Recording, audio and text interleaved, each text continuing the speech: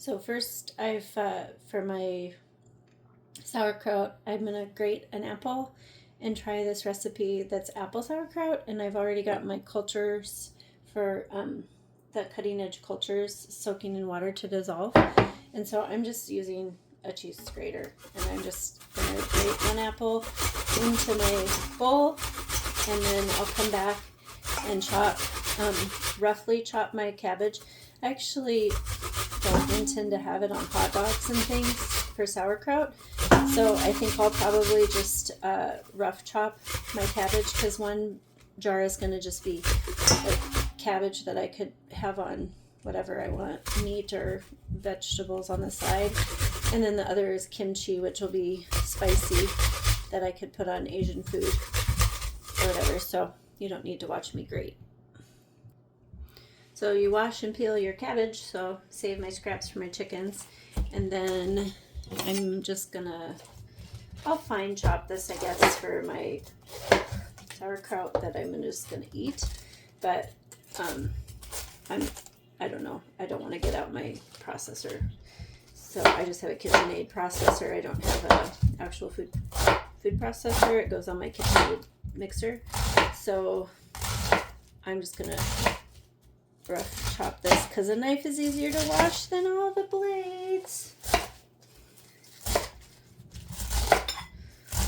And then after I do this, we'll come and add the rest of the things. So this is super duper easy, crazy easy. And so I've got my chopped cabbage and my apple in there, and the package for the cultures, starter culture, says to do, for a gallon of veggies, I'm going to do a half a gallon jar of kimchi and a half a gallon jar of just normal sauerkraut. So it says for each half gallon, it's 1.5 tablespoons of salt, and half of the sachet of sachet, I guess that's how you say that, of the starter, half of it. So I put all of the pouch in the water, and I'm going to divide this culture between 2 jars. Anyway, then you just do the salt and you stir it in with the veggies, and you want to use mineral salt because they need minerals just like we do. So I'm sprinkling salt. I can't have a lot of salt, so that's why I bought the cultures. If you don't do cultures, you have to use more salt. The cultures add the probiotics into the mix at the beginning, and so then you can use less salt. And since I have Meniere's disease, I have to eat a low sodium diet. So anyway, I'm just going to mix the salt in here, and then we'll put it in the jar.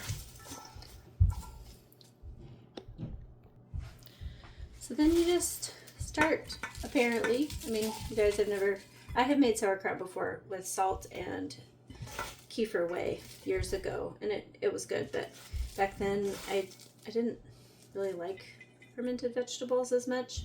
They've grown on me, and I've also learned how good they are for you. I always knew, but now I know more. So yeah, I'm making a mess. My chickens will get the extras. Wow, this is a lot of cabbage. I think this is going to go a lot farther. I'm going to dig to the bottom to find my apples here, because I want the apples in the sauerkraut recipe. So you just pack them down in there.